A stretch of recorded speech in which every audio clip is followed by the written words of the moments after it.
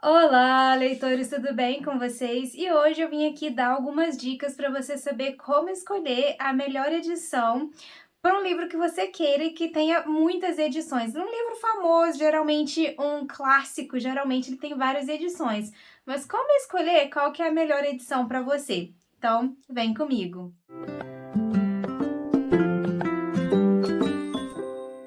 E aí, pessoal, como é que vocês estão? Então, hoje eu vim aqui dar algumas dicas para você saber escolher qual edição é a melhor edição para ler determinado livro. Porque geralmente, principalmente quando a gente está falando de clássicos, livros mais famosos, geralmente cada editora lança uma edição daquele livro, certo? Então, às vezes a gente fica meio perdido, tipo assim, qual edição eu vou comprar desse determinado livro?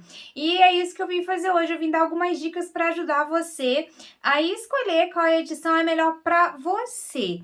Então, assim, primeiro que eu não vou dizer qual edição você tem que comprar. Na verdade, eu vou te dar algumas técnicas ou eu vou fazer alguns questionamentos para você poder ter as ferramentas para decidir por você mesmo, porque é muito difícil eu falar que você tem que comprar a mesma edição que eu vou comprar pra mim, sabe? É claro que quando é um livro que eu já li e eu gostei daquele livro, eu venho aqui e eu mostro, olha, gente, eu li esse livro aqui, nessa edição aqui, de tal editora. Eu gostei ou eu não gostei dessa edição. Mas pode ser que eu tenha gostado de uma edição que você não goste, pode ser que eu não tenha gostado de uma edição que você goste, tudo bem, sabe? Do mesmo jeito que livro não é unanimidade, as edições também não são unanimidade, sabe? E eu acho que mais importante do que você ler algo que alguém decidiu por você é você saber como tomar essa decisão. Você tem que ser o ser crítico ali para poder decidir qual é a edição melhor para você ler, sabe? Porque você vai ter que levar em consideração os seus gostos particulares e qual é o seu objetivo na leitura. Eu fiz aqui uma listinha, tá, de dicas e de coisas que eu gostaria de falar nesse livro, então de vez em quando eu vou dar uma olhadinha aqui na lista que eu fiz para poder eu não esquecer de nada, tá? E o mais importante eu vou deixar por último, a melhor dica vai ficar por último, tá? Então, por onde começar a escolher qual edição? Por exemplo, hoje eu vou falar de um livro que tem 1 milhão de edições por aí, o 1984, do George Orwell. Deve ter pelo menos umas 20 edições diferentes em português para você escolher. Então, primeiro você tem que pensar, qual é o seu objetivo com a leitura? Isso, o que vai importar bastante na escolha da edição é qual que é o seu objetivo. Por quê? Aí eu botei aqui dois tópicos. Você vai ser um leitor comum, que só quer conhecer a história, ler o livro para conhecer a história, o que aconteceu, por que ele é tão importante assim. Ou você é um leitor acadêmico daquela obra, tipo, você quer estudar ou se especializar naquela obra ou naquele autor. Porque isso vai fazer com que você tenha que escolher uma edição específica ou não. Eu já fiz aqui um vídeo, eu vou deixar na descrição desse vídeo aqui, eu já fiz um vídeo sobre a minha opinião sobre traduções de livros, tá? É um livro de mais ou menos uns 10 minutos, acho que um pouquinho mais, mas lá nesse vídeo eu explico exatamente qual a minha opinião sobre ler ou não ler uma tradução e como escolher uma tradução. E vai ser mais ou menos isso daqui nesse vídeo também. Por quê? Porque dependendo do seu objetivo como leitor, você vai ter que escolher uma determinada edição. Por exemplo, se você é um leitor comum que só quer conhecer a obra, a verdade é que no fundo, tanto faz, certo? Se você não quer se especializar naquela obra, se você não quer virar um especialista naquela obra, se você não quer virar uma especialista na escrita daquele autor, não tem tanta necessidade assim de você ficar se matando para escolher uma das 30 mil edições de 1984 que tem aí no mercado brasileiro, certo? Aí você vai, se você for um leitor comum que só quer ler o livro, você vai seguir as outras dicas. Mas se você é um leitor acadêmico e você quer fazer um trabalho acadêmico sobre aquela obra ou sobre aquele ator, aí eu vou falar a minha opinião sobre o tipo de edição que você tem que escolher, e aí pode ser que você não goste muito da minha opinião, e tá tudo bem se você discordar. Mas então respira fundo aí, leitor acadêmico, que eu vou dar minha opinião. Se você quer se especializar em uma obra, se você quer ser um especialista em determinado autor, você vai ter que ler a obra no original. Não tem outro jeito de você conhecer a obra daquele autor para se especializar no tipo de escrita dele se você não lê ele no original. Ai, mas aí eu quero ler um autor russo e ser especialista nesse autor russo, mas não faço russo, não falo russo. Você vai ter que acabar aprendendo russo. Por quê?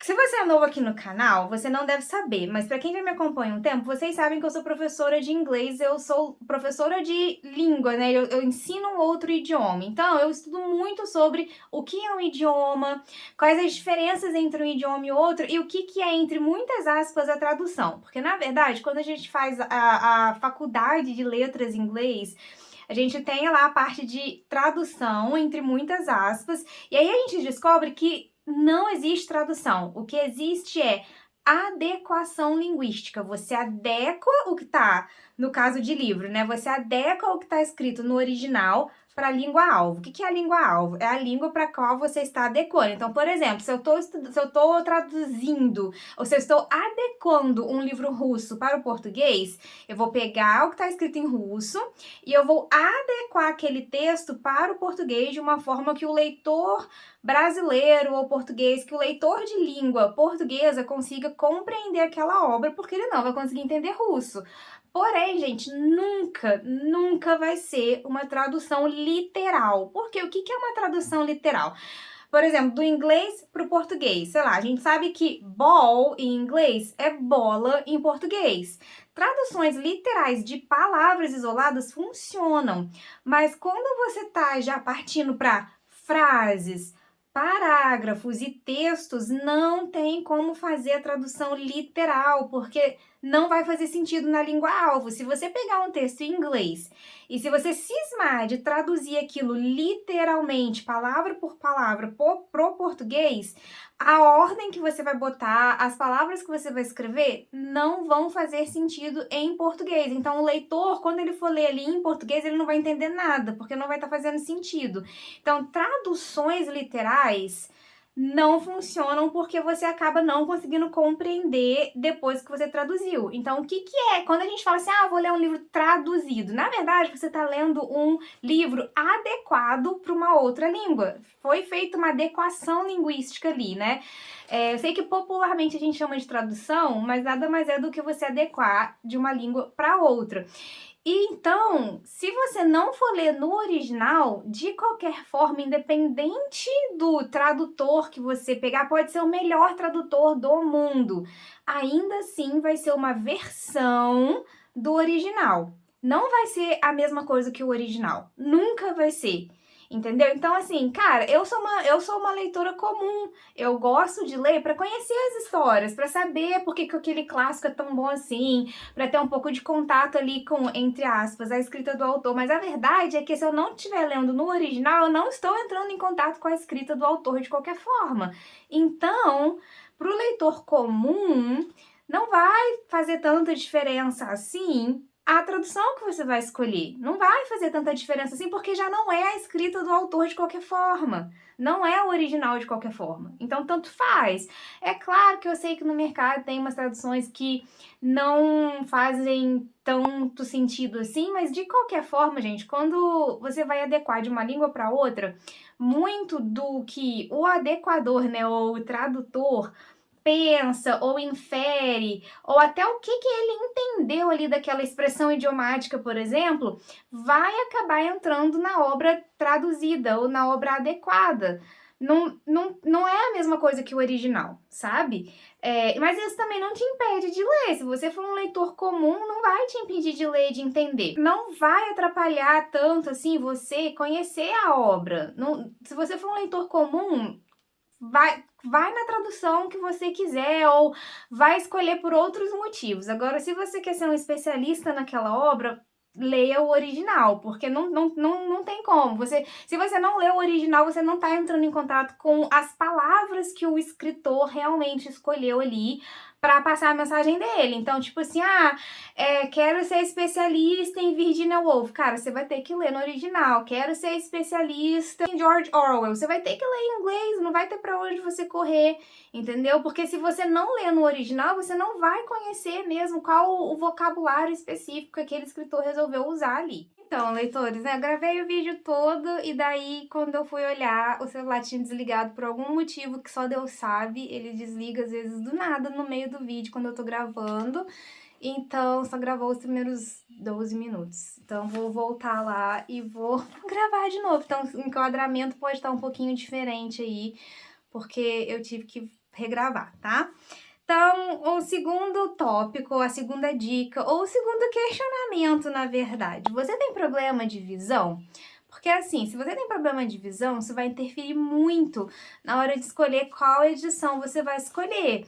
Se você, por exemplo, tem astigmatismo, né, que deixa as letrinhas borradas, o ideal é que você escolha um livro que tenha um ótimo espaçamento ali, né, que o espaçamento seja grande entre uma linha e outra, para você não ficar confundindo uma linha com a outra, que uma não prejudique, né, a leitura da próxima. Ou a anterior mistura ali, né? E aí também tem o questionamento, tipo assim, você tem baixa visão ou não?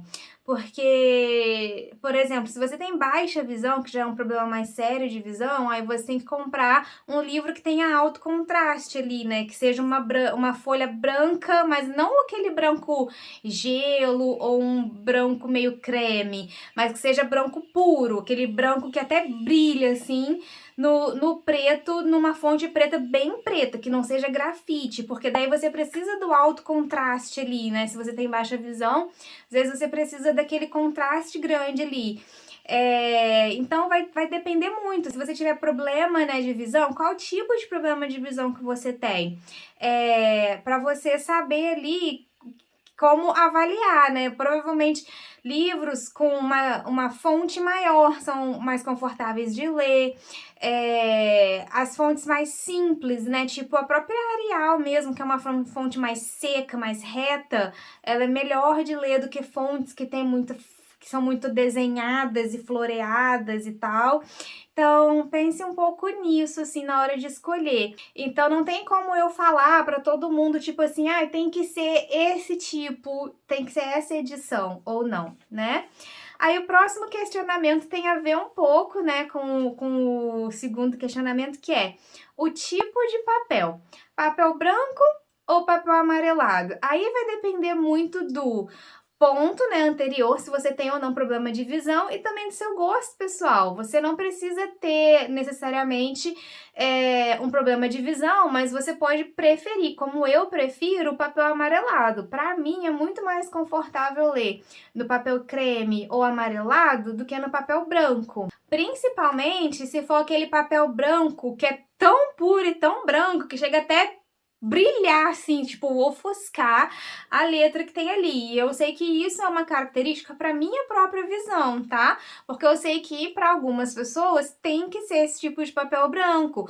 Então, você tem que pensar no que vai ser melhor para você ou no que você prefere. Tipo, se você prefere papel amarelado, então você vai procurar uma edição com papel amarelado, né?